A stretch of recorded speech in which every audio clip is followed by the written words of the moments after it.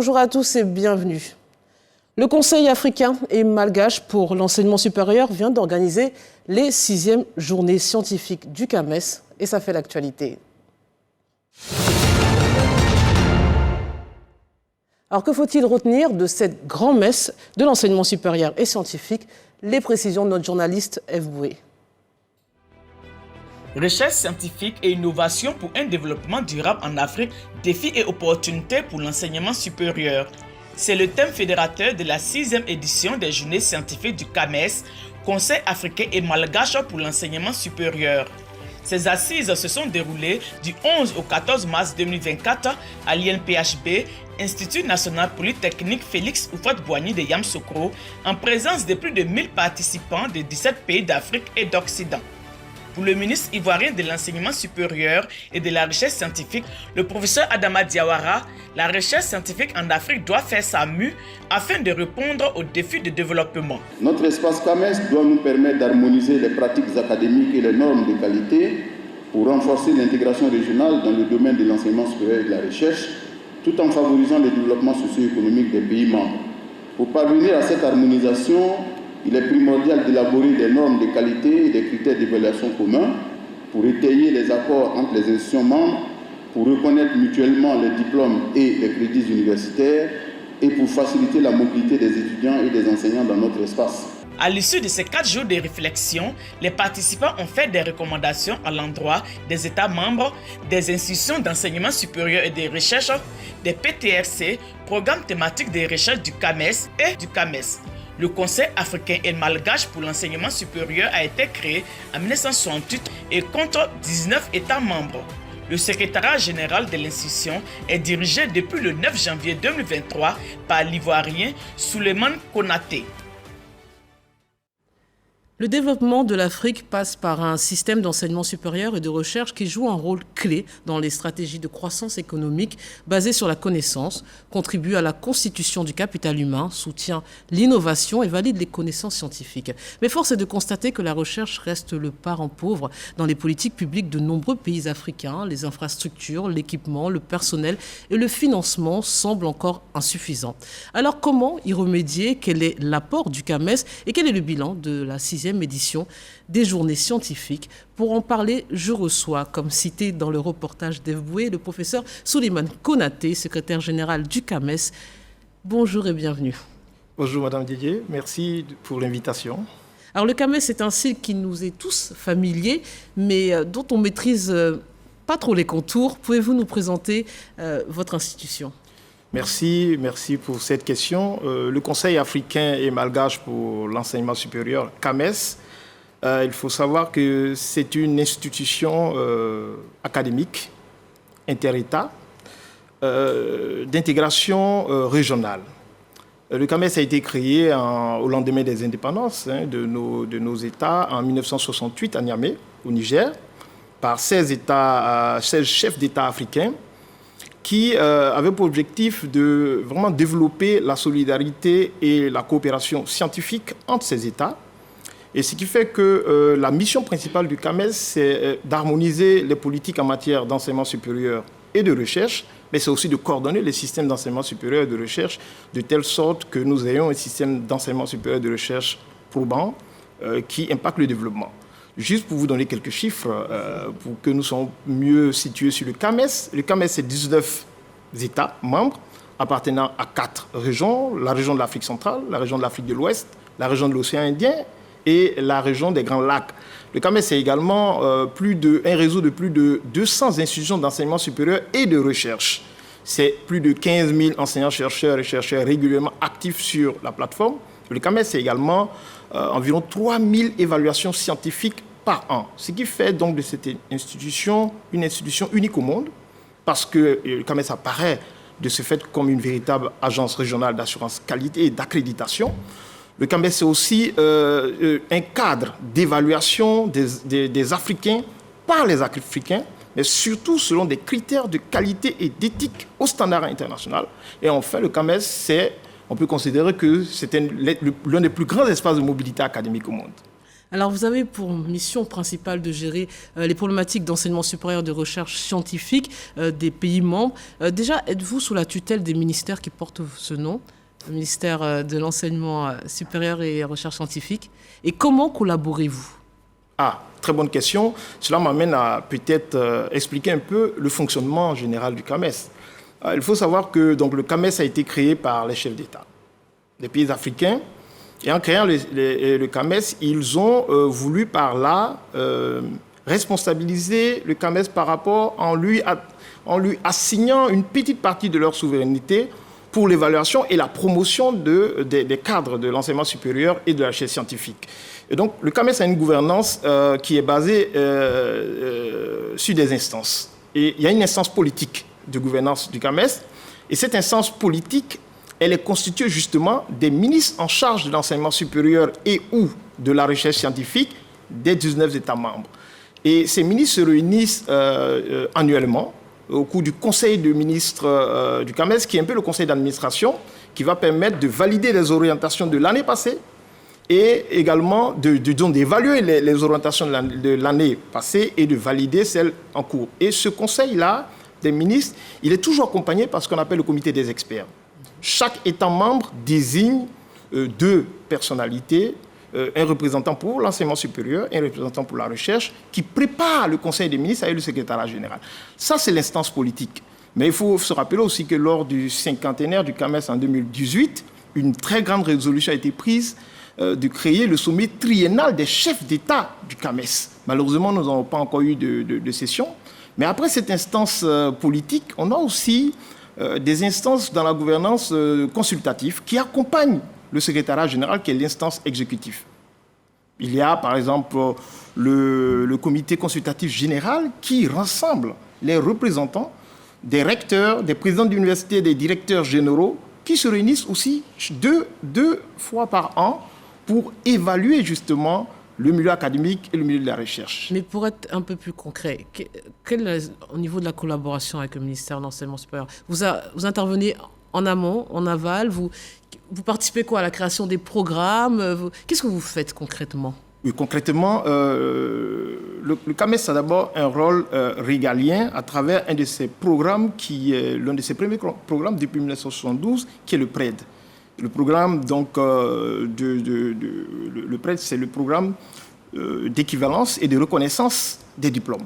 Donc, le CAMES, dans sa mission d'harmonisation des politiques, a besoin justement de pouvoir prendre des directives qui font que ces politiques plus ou moins se ressemblent et soient de qualité.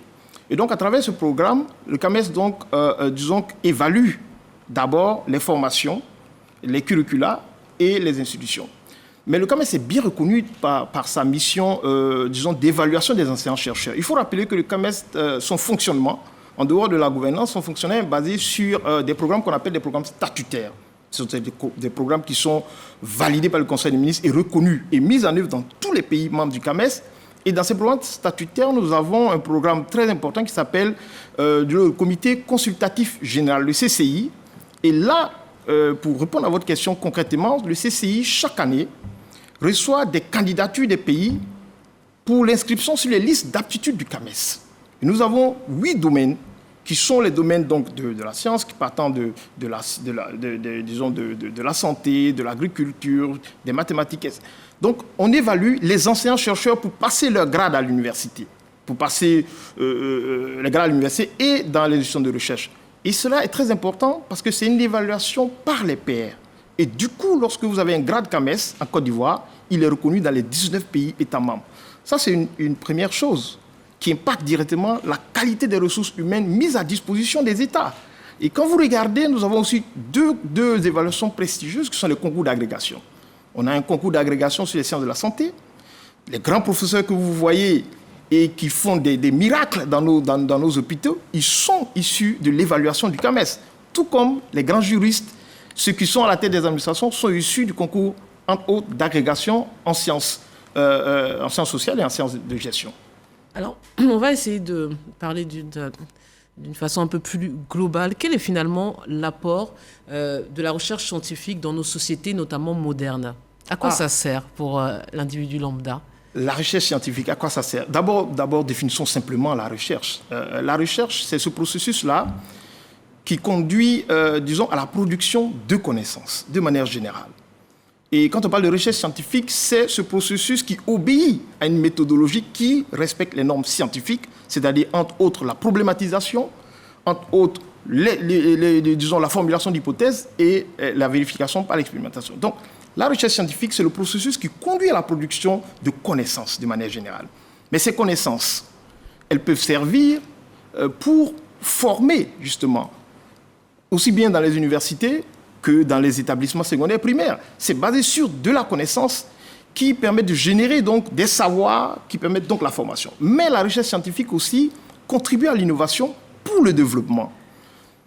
Pour parler de l'importance de la recherche scientifique, il suffit de regarder autour de nous.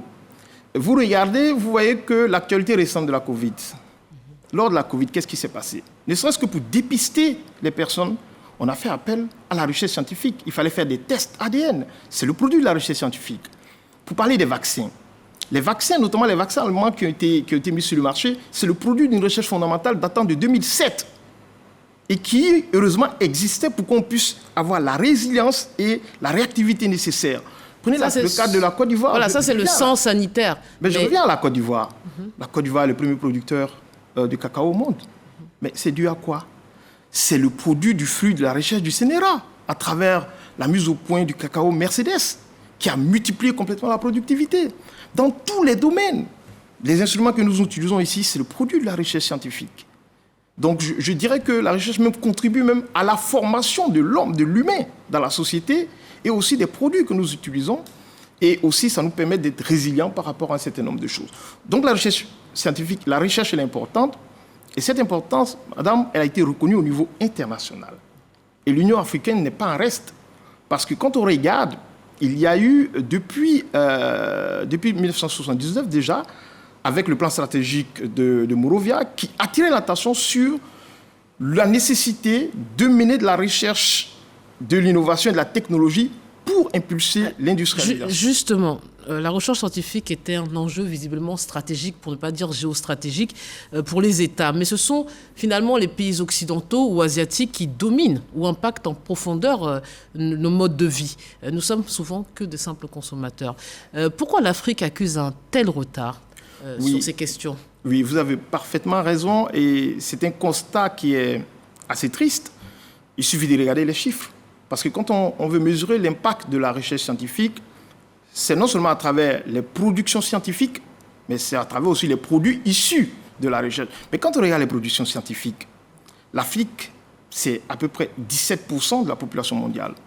Mais nous contribuons qu'à 3% de la production scientifique au niveau global, au niveau mondial. Et dans ces 3%, l'Afrique francophone ne représente que 0,1%. Et donc vous voyez que nous n'impactons pas. Mais ce n'est pas une fatalité, c'est lié aussi à un certain nombre de causes. Alors, justement, quelles sont ces causes? C'est un problème de financement, parce qu'on nous dit souvent que, voilà, l'argent est le nerf de la guerre. C'est un problème de stratégie plus globale, c'est un problème d'hommes, de ressources humaines, de formation. Qu'est-ce qui explique ce retard? Mais vous savez, je ne veux pas avoir de langue de bois par rapport à cette question. La première cause du fait que nous ayons une contribution faible ou que la recherche scientifique n'est pas probante dans nos pays et n'impacte pas vraiment le développement et le bien-être de l'homme, la première cause, c'est l'absence d'une politique de recherche ambitieuse. Parce que tout commence par la politique. Il faut avoir une politique de recherche ambitieuse à l'image des pays qui sont les plus avancés et dont l'économie est basée sur la connaissance. En d'autres termes, il faut avoir une vision très claire. Il faut inscrire la recherche comme étant une priorité dans les politiques publiques. Il faut donner les textes réglementaires pour encadrer cela. Et c'est ce qui a été d'ailleurs fait en Côte d'Ivoire avec la loi sur la recherche. Et c'est très important. Et aussi, il faut donner les moyens, il faut arrimer cela à toutes les stratégies de développement. Ça, c'est la première des choses. Mais après cela, il faut aussi, la recherche coûte cher. La recherche coûte cher, et les pays africains l'ont compris parce qu'à Lagos, avec le plan d'action de Lagos en 1980, l'Union africaine a pris connaissance du fait que si nous voulons une recherche scientifique qui impactent vraiment le bien-être et le développement, il faut au moins 1% du PIB soit allié au domaine de la recherche. Mais quand on regarde... Le PIB de quoi? De tout le PIB du pays, ou chaque pays.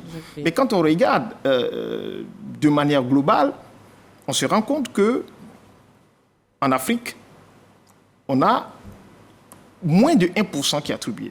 De manière globale, les statistiques, c'est 2,4% de manière générale. Mais est-ce que l'Afrique peut-être semble avoir d'autres priorités? Et vous parlez des années 80, peut-être qu'on avait des ajustements d'un autre... Mais quelle autre priorité peut être définie et qui ne soit pas fondée sur la production de connaissances et de recherche? Non, mais vous connaissez la pyramide de Maslow, on vous dit qu'il faut déjà loger, nourrir les gens, il faut participer... Mais il y a une technologie derrière les logements. Oui. Et c'est de la science qui est derrière cette technologie. Et donc, je crois que les pays qui sont les plus avancés, vous prenez l'Allemagne. L'Allemagne, c'est 3,1% du PIB qu'ils mettent dans la recherche. Quand vous prenez la Corée du Sud, que tout le monde cite, c'est 4% du PIB qu'ils mettent. Ici, il n'y a aucun des pays africains ne dépasse les 0,5% du PIB pour la recherche. Mais ce n'est pas un investissement à perte.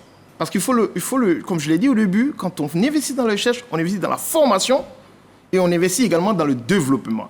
C'est peut-être que les temps de production disons, de récolte de ce qu'on investit dans la recherche sont relativement longs par rapport au temps politique. C'est-à-dire que, je vous ai dit, je vous donne le cas du vaccin chez la Covid, c'est 2007, et on a vu les effets seulement quand la Covid a commencé.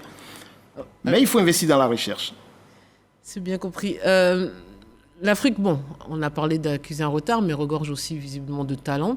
On va faire un point déjà sur la situation chez nous en Côte d'Ivoire. Comment se comporte l'état de la recherche scientifique et d'enseignement supérieur, puisque vous êtes ivoirien et que nous sommes en Côte d'Ivoire? Oui, je dirais que en Côte d'Ivoire, il faut savoir que durant la dernière décennie, il y a eu quand même des efforts énormes qui ont été faits en matière de recherche, ne serait-ce que les universités qui ont été construites. Il y a eu énormément d'universités qui ont été construites. Plus récemment, et nous citons la Côte d'Ivoire en cela en modèle, la loi sur la recherche, sur l'enseignement supérieur, la recherche et l'innovation est très importante parce qu'elle donne un statut particulier aux chercheurs. Et aussi, elle définit des moyens pour pouvoir développer la recherche. Et on est très heureux que cette loi mentionne le 1%, qui est une promesse, qui est un engagement qui a été pris par tous les pays africains, le 1% de financement de la recherche. Je pense que la Côte d'Ivoire est sur la bonne voie et cela se passe très bien grâce à monsieur le ministre de l'Enseignement supérieur et de la Recherche scientifique, le professeur Adama Diawara, qui, je crois, est un chercheur dans l'âme et un enseignant, et donc a compris que investir dans la recherche, c'est investir dans la stabilité du pays, c'est investir dans le développement du pays et c'est investir dans les futures générations. Alors revenons-en, alors je dirais pas à nos moutons, mais revenons-en à l'événement qui nous intéresse aujourd'hui. C'est cette 6e édition des Journées scientifiques. Alors déjà, pourquoi cet événement a été créé et quel bilan faites-vous de cette 6e édition? Merci madame pour votre question. Avant de répondre à votre question, permettez-moi de remercier les autorités ivoiriennes et avec à leur tête son Excellence M. Alassane Ouattara, le président de la République, qui est chef de l'État et qui est également grand croix de l'Ordre international des palmes académiques du CAMES, parce qu'il faut noter que le CAMES organise des programmes statutaires. Et pendant les 3 dernières années, de 2021 jusqu'à maintenant, la Côte d'Ivoire a accueilli 3 activités, 3 programmes statutaires importants du CAMES, c'est-à-dire le Conseil des ministres du CAMES en 2021, avec plus de 14 ministres représentés.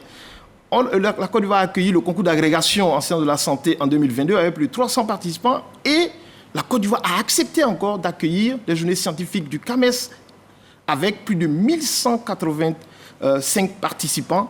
Ce sont des efforts en termes de ressources humaines et de ressources financières importantes, d'où nos remerciements, vraiment pas les remerciements personnels, mais des remerciements de notre structure, le CAMES, des 19 pays du CAMES, qui ont fait une motion de remerciement à l'endroit du CAMES pour cela. Pour revenir à votre question, je voudrais aussi remercier le ministre de l'Enseignement supérieur, le professeur Adama Diawara, qui nous soutient et qui comprend aussi l'importance de ces journées scientifiques.